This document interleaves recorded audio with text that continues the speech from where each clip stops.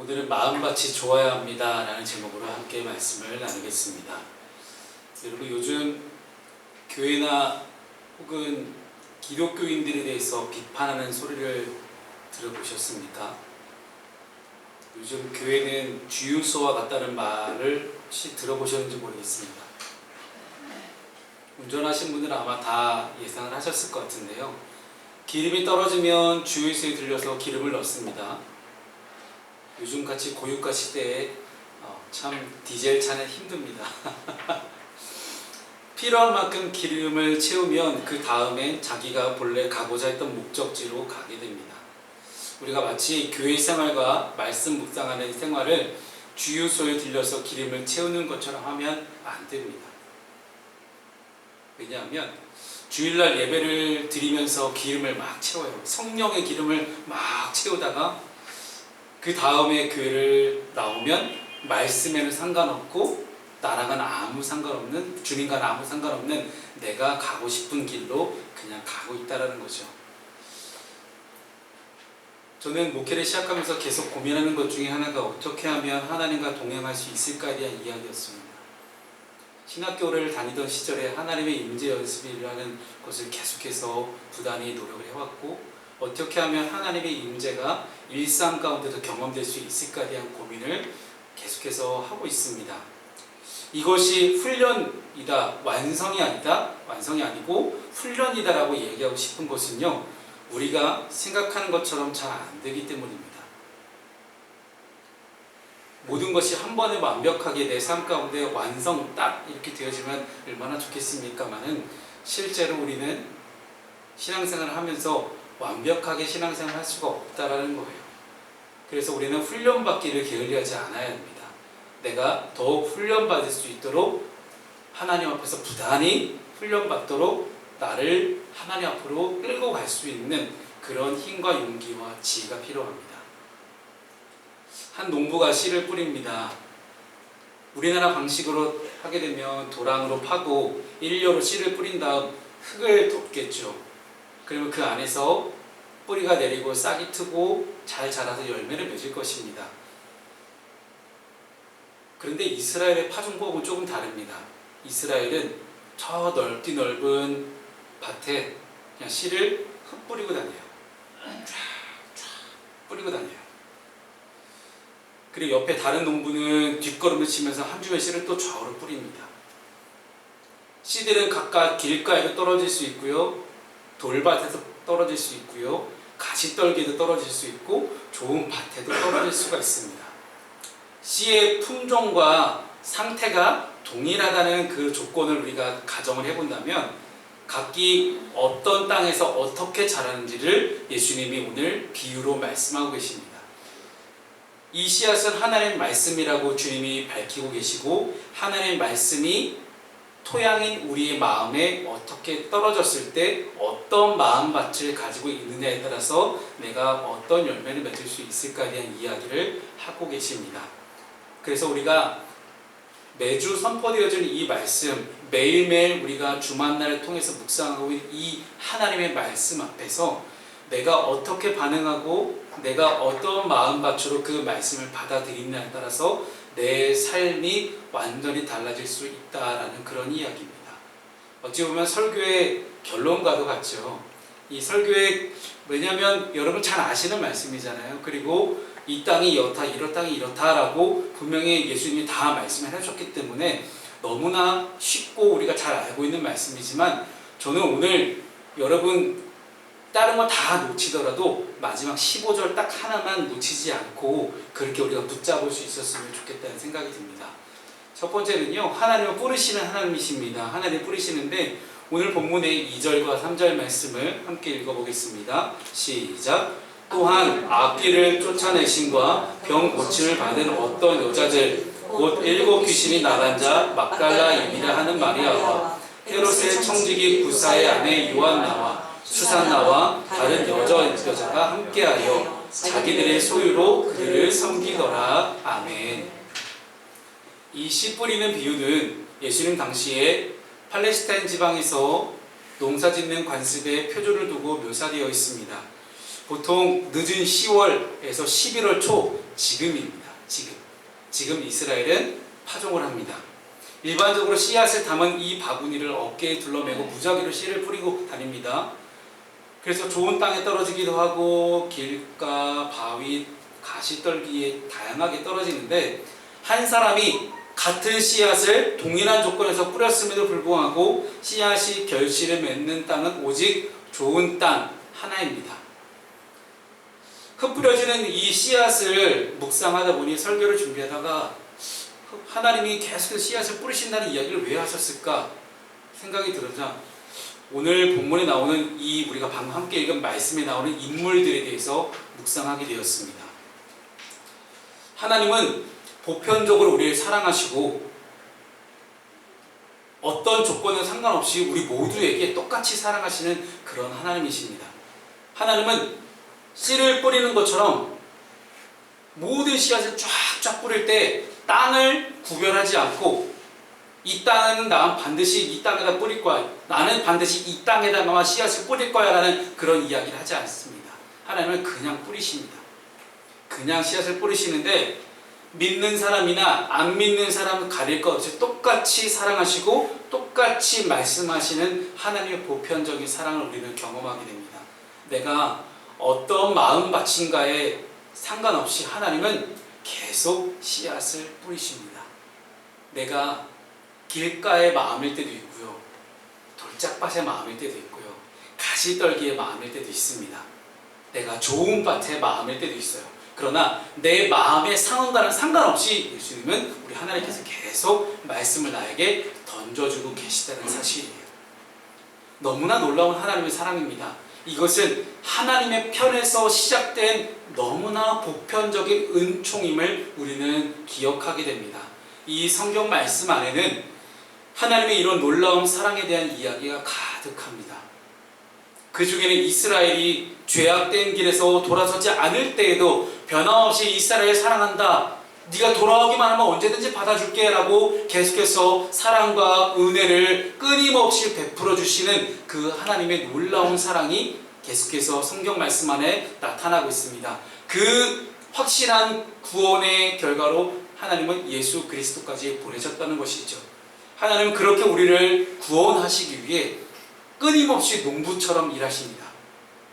그러나 하나님은 혼자서도 충분히 많은 일들을 하실 수 있음에도 불구하고 함께 일하기 위한 동역자를 부르십니다. 그리고 지금도 하나님은 동역자를 찾고 계십니다. 우리가 오늘 함께 읽은 이 본문 말씀에는 예수님은 하나님의 나라를 선포하시며 복음을 전하는 현장에 늘 12제자들과 함께 동행하셨습니다. 더불어 예수님의 3년의 공생기간 동안 예수님을 통해서 기적을 체험한 이들이 많이 생겨나기 시작했어요. 그 기적을 체험한 많은 사람들의 헌신을 통해서 사역을 이루어 가셨습니다. 특히 오늘 여인들의 이름이 기록이 되는데요, 이스라엘에서 여인을 사람 취급하지 않았던 걸 생각해보면, 여성 동지들 용서하십시오, 그 당시 풍습이 그러했으니, 그런데 여인들의 이름을 명확하게 기록하고 있다는 건요, 이 세 여인의 헌신도가 다른 이들과는 비교할 수 없는 그런 엄청난 헌신이었다는 것을 알게 됩니다. 막달라 마리아와 요한나와 수산나, 특히나 이 요한나라는 사람은 헤롯의 청지기 구사의 아내라고 이야기를 해요. 즉 이스라엘을 탄압하고 억압하는 그런 계층입니다. 이스라엘 민족을 억압하는 계층의 청지기, 즉 같은 족속이죠. 같은 부류인데 그 같은 부류의 요한나라는 이 여인만큼은 예수 그리스도의 은혜를 입고 정말로 예수님 하시는 모든 사역에서 정말 열과 성을 다해서 함께 헌신하고 도왔다라는 이야기예요.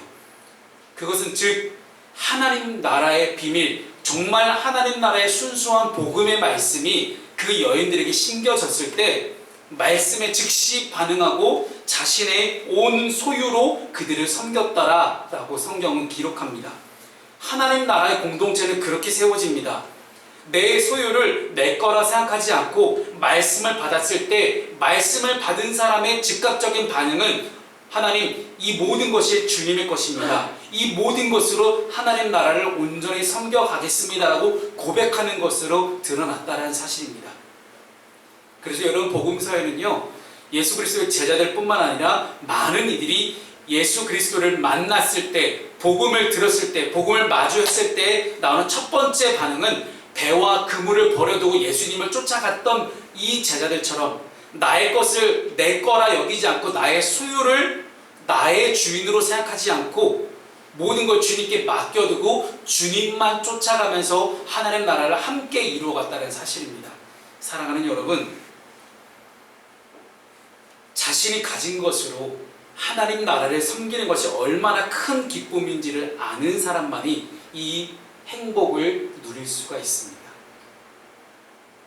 농부의 심정으로, 또한 아버지의 심정으로, 또한 변함없이 사랑하시는 그런 마음으로 우리에게 말씀의 씨앗을 베풀어 주시는 그 하나님께서는 우리를 12제자와 마리아와 요한나와 수산나처럼 지금 우리를 부르고 계십니다. 사랑하는 여러분, 그 부르심에 우리가 응답할 수 있기를 소망합니다.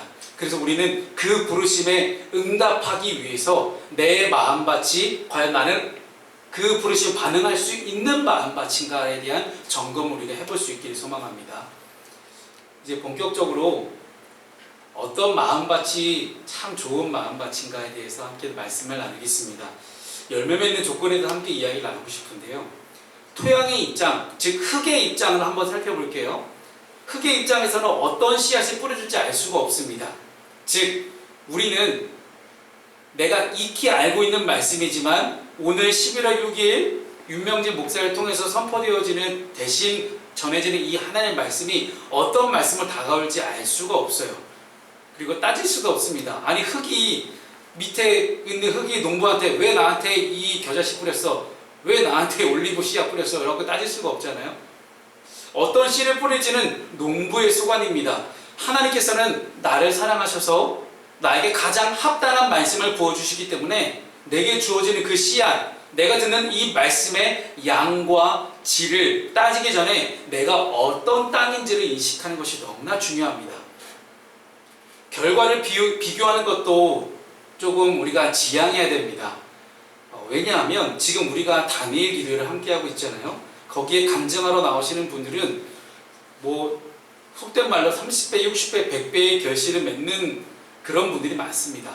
그런데 우리가 30배, 60배, 100배의 결실을 맺는 것에만 관심을 가지고 그 사람과 나를 비교하기 시작한다면 내가 지금 어떤 토양인지를 놓치기 쉽다라는 거예요. 오늘 말씀은 좋은 땅 이외의 땅에 씨앗이 떨어질 때 어떻게 된다라고 경고를 우리에게 던져주고 있습니다. 길가, 돌밭, 가시떨기에 씨앗이 떨어진 경우를 하나씩 좀 설명을 좀 드리겠습니다. 첫 번째 길가는요, 사람들이 많이 다녀서 굳어버린 땅이에요. 땅이 갈려있지 않아요. 땅은 딱딱합니다. 갈려있지 않아서 씨앗이 파고들 수가 없고 뿌리를 내릴 수가 없어요. 새로운 생명이 자리를 잡기에는 너무나 단단합니다. 이것은 내가 지식이 너무나 많아요. 나 신앙생활 진짜 오래 했어. 말씀 진짜 많이 읽었어. 내가 경험도 많아. 내가 세상을 살아간다고 얼마나 경험이 많이 있는지 알아? 그래서 스스로 세상의 원리와 사람을 다 파악하고 있다고 생각하기 때문에 자신을 향한 주어지는 하나님의 말씀 앞에서 말씀을 의심하고 말씀의 앞에서 우리는 쉽게 말씀을 무시하고 말씀보다 내가 더 우위에 올라서려고 하는 그런 경향을 길가라고 이야기합니다. 근데 이 길가에 뿌려진 씨앗들에게는 원수들이 있어요. 5절 말씀을 보니까 뭐라고 이야기합니까? 더러는 길가에 떨어짐에 밟히며 공중의 새들이 먹어버렸다라고 이야기를 합니다. 밟는 이 혹은 공중의 새들, 이 두 종류는 다 원수들이에요. 마음이 완악하고 하나님을 대적하는 사람들은 말씀이 뿌리를 내지 못하고 세상의 가치관으로 말씀을 밟아버립니다. 공중의 새로 표현된 이 존재들은 바로 사단 마귀를 뜻하고 있습니다. 사단 마귀가 말씀을 빼앗아서 그들이 믿고 구원받지 못하게 계속해서 방해를 하고 있다는 것이죠. 지금도 사단 마귀는 기를 쓰고 여러분의 마음 가운데 말씀이 남지 않도록 자꾸만 다른 생각을 심어줄 거예요. 말씀이 들어가지 못하도록 지금 선포되어진 그 모든 말씀, 이 모든 말씀들이 여러분 마음 속으로 들어가지 못하도록 계속해서 또 다른 방어막, 또 다른 길가를 굳은 마음을 여러분들에게 계속해서 주고 있을 것입니다. 여러분, 그 사단 마귀에 딱딱하게 하는 여러분들의 마음을 경계하시고 어떻게든 수단과 방법을 가리지 않고 마귀에게 홀리지 않도록 여러분 스스로를 보호할 수 있는 그런 여러분의 마음 상태가 되었으면 좋겠습니다. 이 모든 것이 가능해지려면요, 하나님의 말씀이 어떤 말씀이든지 이 성경 말씀 안에 주어진 모든 말씀들이 지금 나에게 가장 꼭 필요한 말씀이다 생각하시고, 나에게 주시는 레마의 말씀이다 생각하시고, 내가 변화될 수 있는 중요한 말씀이다 생각하시고 그 말씀을 달게 받는 것입니다. 그런 마음 상태, 그런 마음밭이야말로 비로소 하나님이 나에게 주시는 소중한 말씀을 받아들여서 열매를 맺을 수 있는, 또한 모든 말씀이 나에게 다가온 것들을 막아내는 그 사단 마귀를 물리칠 수 있는 가장 중요한 비결입니다. 말씀을 듣고 있자니 그 말씀을 자꾸만 거부하고 싶어지는 그 반감을 누르고 오히려 반감을 순종으로 바꿔달라고 기도하는 것이 여러분의 영적 건강에 유익합니다. 그렇지 않는다면 말씀을 들어도 나의 마음에는 길가와 같이 아무것도 남지 않고 딱딱한 마음만 남아있을 것이 분명하기 때문입니다. 두 번째, 바위에 뿌려진 씨앗은요, 다행히 싹은 나왔지만 오래 버티지 못하는 거예요. 뿌리를 깊이 내리지 못하기 때문에 성장할 수가 없습니다. 결국 태양에 말라버리게 되죠. 예수님께서는 이를 본문 13절에서 다음과 같이 설명하십니다. 바위 위에 있다라는 것은 말씀을 들을 때 기쁨으로 받으나 뿌리가 없어 잠깐 믿다가 시련을 당할 때 배반하는 자요 라고 이야기를 합니다. 말씀을 들을 때는 너무 은혜가 돼요. 감동적이에요. 나에게 주시는 말씀 같아요. 어쩜 이렇게 내 상황에 딱 들어맞는 말씀을 나한테 주시지? 너무 신기해요. 마음이 움직이고요, 눈물도 막 글썽글썽 되기도 하고요. 그런데 나에게 시련이 닥치니까, 어려움이 닥치니까, 고난이 닥쳐오자마자 바로 그것을 견디지 못하고 무너지는 마음, 그 마음이 바로 이 마음입니다. 충동적이고 감정적인 모습을 보이는 이유는 이를 지탱할 수 있는 믿음이 없기 때문이에요. 그 전에 감동과 그 전에 은혜와 그 전에 눈물들이 거짓이란 이야기가 결코 아닙니다. 성장을 하지 못한다는 이야기예요. 신앙생활에서 필수 불가결하게 찾아오는 것이 바로 우리에게 찾아온 시험입니다. 자신의 가장 연약한 부분을 찔러대는 그 시험, 반드시 찾아오는데 그때 넘어질 수밖에 없는 사람이 바로 이런 사람들이에요. 믿음이 뿌리를 내리지 못하니 시험이 다가오면 내 입에서 자꾸만 부정적인 이야기와 목소리가 나오기 시작한다. 믿음이 없다라는 이야기입니다. 믿음이 약하다라는 거예요. 아직도 믿음의 뿌리를 완벽하게 내리지 못했다라는 거예요. 그것을 본문에서는 배반했다라고 번역합니다. 배반했다. 이 단어는요, 하나님으로부터 떨어져 나가는 것을 의미하고 있어요. 우리 교회에도 보시면 굉장히 많은 성도님들이 오셨다가 많이들 떠났잖아요. 떠나는 이유가 무엇일까요? 거의 대부분 어려움과 시험과 고난이 찾아왔을 때 믿음으로 이겨내지 못하는 거예요. 왜 그랬을까요? 예배를 멀리하기 때문이에요. 한두 번 예배를 빠질 수 있어요. 근데 그것이 습관이 되기 시작하면 그 습관으로 빠졌던 그 예배가 예배 빠져도 내 삶이 똑같네. 예배를 빠져도 내 삶 가운데 크게 영향이 없고 크게 고난이 그렇게 찾아오지 않네. 예배 드릴 때나 예배 안 드릴 때나 똑같이 고난이 오는데 뭐 그냥 안 가지 뭘. 하나님 안 계신 것 같은데 까지 가는 거예요. 실제로 그렇더라고요. 그것을 본문에서는 배반한다라고 표현합니다.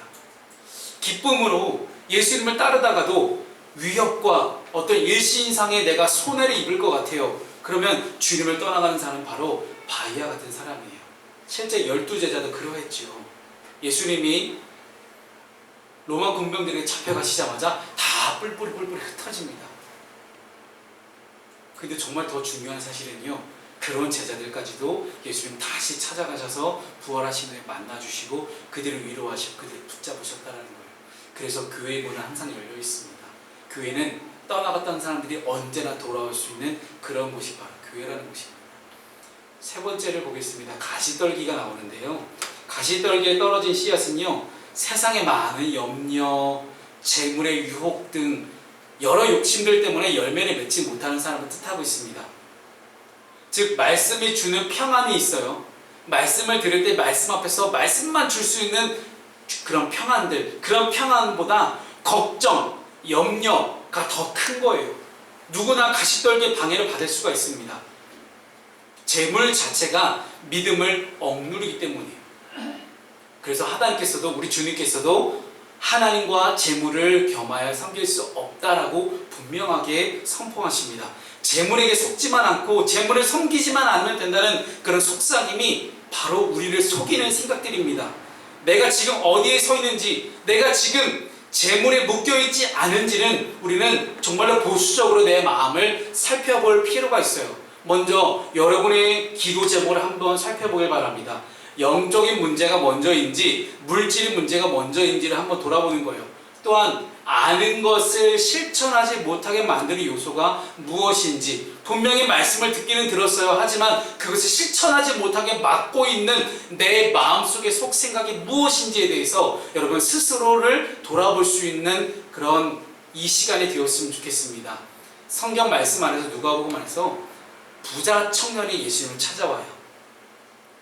이 부자 청년의 질문은 간단했습니다. 선생님, 어떻게 하면 구원을 받을 수 있겠습니까? 라고 질문을 드렸더니 예수님 말씀은 너무 간단합니다. 너의 재물을 다 팔아서 가난한 사람에게 나눠주고 너는 나만 쫓아내. 그 다음 장면에 뭐라고 얘기하냐면요, 그 청년이 근심하며 돌아갔더라 라고 나오고 그 뒤에 이야기는 나오지 않습니다. 근심하며 돌아갔더라.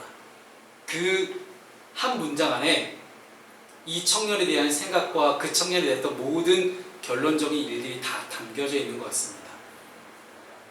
모든 것의 주인은 하나님이시고 나는 그것을 하나님의 영광을 위하여 사용할 수 있고 나는 세상을 살아가는 동안 그것을 맡아 관리하는 청지기라는 그런 인식이 없으면 가시떨기로부터 믿음이 성숙한 것을 방해받을 수가 있습니다. 참 쉽지 않죠. 내 것을 내 거라고 생각하는 게 이게 죄악이었구나. 물론 세상의 원리로는 그렇지 않을 수가 있어요. 그러나 하나님 앞에서는 죄악이 될 수 있다는 것입니다. 이 모든 소유가 하나님의 것이기 때문이죠. 왜냐하면 소유의 이전에 이 모든 것을 창조하신 하나님에 대한, 창조주 하나님에 대한 고백이 없기 때문에 소유에 대한 욕심이 자꾸만 생겨나는 것입니다. 11절 말씀부터는 이제 예수님은 이 씨 뿌리는 비유에 대해서 제자들에게만 따로 모아놓고 이 비유를 직접 해석해 주시면서 이 씨앗이 곧 하나님의 말씀이다 라고 선포하십니다. 그러므로 씨 뿌리는 사람이신 예수님을 통해서 이 땅 가운데 뿌려지는 이 하나님 나라에 관한 이 계시적인 메시지가 바로 이 씨앗이라는 것이고요. 이 씨앗의 비유는 지금 우리에게도 동일하게 적용되고 있다는 이야기입니다. 예수님은 자신의 3년 동안의 공생의 사역을 통해서 이 땅에 계실 때 쉼없이 말씀의 씨앗을 뿌리셨습니다. 그리고 지금도 기록된 말씀으로 우리 심령을 향해 말씀의 씨앗을 뿌리고 계십니다. 이 말씀에 반응하고 열매를 맺는 사람을 통해서 하나님의 사역은 계속 진행되고 있고 당시 마리아와 요한나와 수산나가 그렇게 반응을 했다는 것입니다. 그렇다면 마리아와 요한나와 수산나처럼 그렇게 우리가 좋은 땅에 뿌려진 마음을 가지고 어떻게 살아가야 되는지 함께 말씀을 나눠보도록 하겠습니다. 열매는 결코 하루아침에 맺지 않습니다. 1년 동안 쭉 농부가 열과 성을 다해서 농사를 지어하며 맺을 수 있는 것이 열매예요. 이 씨 뿌리는 비유에서 우리는 알아야 될 것이 단 한 가지입니다. 예수님께서 결과에 주목하지 않았다라는 거예요. 어떤 마음밭이든지 어쨌든 결과물에 집중하지 않고 내가 그 씨앗이 심겨지는 과정에 대해서 예수님은 계속해서 주목하고 계시다는 사실이에요. 예수님 가르침은 우리에게 인내를 가르치고 있습니다. 씨앗을 통해서 열매를 맺기까지 그 모든 과정들, 이런 면에서 오직 한 가지 땅인 네 번째 좋은 땅만이 열매를 맺을 수 있다는 이야기고요. 이처럼 열매를 맺기 위해서 착하고 좋은 마음으로 인내해야 된다는 것이 반드시 요구됩니다.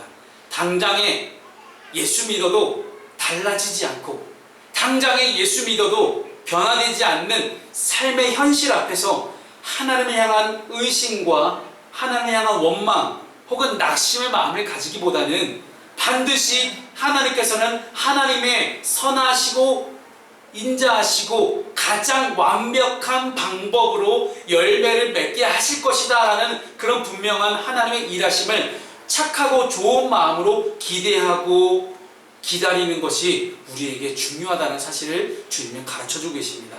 농사 지을 때 가장 중요한 것은요, 마음을 급하게 먹지 않고 열매를 맺는 거예요. 좋은 땅에 떨어지면 씨앗이 무성하게 자라 결실합니다. 어떻게 좋은 땅이 될 수 있을까요? 주님의 말씀을 믿을 때 내 마음이 경작이 됩니다. 15절 말씀을 함께 우리 읽어볼까요? 시작. 좋은 땅에 있다는 것은 착하고 좋은 마음으로 말씀을 듣고 지키어 인내로 결실하는 자니라. 아멘. 말씀을 듣고 지켜 라고 이야기합니다. 말씀을 듣기는 듣는데 지키지 못한다면, 실천하지 못한다면 열매를 맺을 수가 없다라는 거예요. 근데 우리의 삶의 모습을 한번 돌아봅시다. 여러분 각자 개인적인 여러분의 신앙을 한번 점검해 보았으면 좋겠습니다. 말씀을 듣기는 들었어요. 실천하셨습니까? 실천한다는 것은요, 구체적으로 내 삶 가운데 적용한다는 거예요. 우리가 주말날 큐티를 하잖아요. 왜 큐티를 합니까? 하나님의 말씀을 하나님과 단둘이 조용한 시간을 내서 말씀을 들었을 때 그 말씀을 가지고 내 삶을 비추어 보고 돌아보고, 내 삶 가운데 적용할 것이 무엇인지 구체적으로 적용하고 그것을 반드시 실천하며 살아갔을 때, 그 실천 속에서 그 모든 실천의 순간순간마다 함께 하시고 많은 기적 같은 일들을 경험하게 하시는 그 하나님을 경험하는 것, 하나님을 만나는 것, 그것이 바로 큐티예요. 말씀을 읽는 것에서 멈춰버리면 그것은 어떤 순간이냐면 굳은 땅, 굳은 마음, 길가에 떨어진 것과 똑같습니다. 말씀은 받긴 받았어요. 하지만 실천이 없기 때문에 길가든지 돌밭이든지 바위든지 가시떨기든지 똑같은 상황이 되는 겁니다. 그래서 예수님은요, 누구보다 실천을 강조하셨습니다. 그래서 다른 성경에서는요, 이 말씀을 듣고 지켜를 말씀을 듣고 받아 라고 이야기를 해요. 말씀을 받았다. 말씀이 내 것이 됐다는 이야기예요. 내 말씀이 됐으니 이 내 말씀을 이제는 지키지 않을 수가 없다라는 것이죠. 밭을 경작하시는 이 주님의 말씀을 우리가 받았을 때 우리는 온전하게 순종하는 마음으로 이것들을 다 실천할 수 있는 우리 모두가 되었으면 좋겠습니다. 그래서 청교도 신학자인 존 오웬은 이렇게 말합니다. 그러므로 설교를 듣는 지금 이 순간 성도에게 이보다 더 중요한 시간은 없다라고 분명하게 선언합니다. 좋은 땅에 있는 사람들의 모범이 본문 서두에 등장했죠. 말씀을 사모했던 사람들이에요. 그리고 말씀을 사모하는 것 이상으로 자신의 소유를 쪼개서 하나님 나라의 공동체를 위해서 누구보다 열심히 순종하고 헌신했던 사람들의 이름이 명확하게 적혀 있습니다. 12제자들 외에 막달라 마리아와 요한나와 수산나예요. 그들은 신분의 높고 낮음에 상관없이 자신의 상황 안에서 물질로 헌신하고 식사 시중을 들며 예수님과 동행했던 사람들입니다. 이 구사의 아내 요한나 같은 사람은요, 다른 사람들과 어울릴 수 없는 높은 신분의 계층의 사람이에요. 그러나 그 여인까지도 어떻게든 내려와서 자신의 소유를 쪼개고 열심히 섬기고 식사를 함께 섬길 수 있는 그런 일들을 펼쳐나갔다는 이야기입니다. 그렇게 말씀에 귀를 기울이고 실천의 삶을 통해서 그들은 하나님께서 합당하시기에, 정말 허락하시기에 열매를 맺기에 가장 합당한 그런 좋은 땅, 좋은 마음으로 그들은 살아갔음을 우리는 보게 됩니다. 끝으로 빌립보서 1장 9절부터 11절까지의 말씀을 우리가 함께 읽고 오늘 설교를 마무리하고자 합니다. 사랑하는 여러분, 예수님은, 우리 하나님은 우리가 열매를 맺기를 원하십니다. 열매를 맺기를 원하시는데 그 열매를 맺을 수 있을 때까지 우리는 부단히 인내하고 기다리고 참고 견디고 반드시 하나님의 방식대로 좋은 것을 주실 때까지 우리는 기다리는 마음밭, 그것이 바로 우리에게 주어지는 소중한 실천적인 마음밭이다 생각을 합니다. 함께 우리 빌립보서 말씀을 읽도록 하겠습니다. 시작. 내가 기도하노라 너희 사랑을 지식과 모든 총명으로 점점 더 풍성하게 하사 너희로 지극히 선한 것을 분별하며 또 진실하여 허물 없이 그리스도의 날까지 이루고 예수 그리스도로 말미암아 의의 열매가 가득하여 하나님의 영광과 찬송이 되기를 원하노라. 아멘.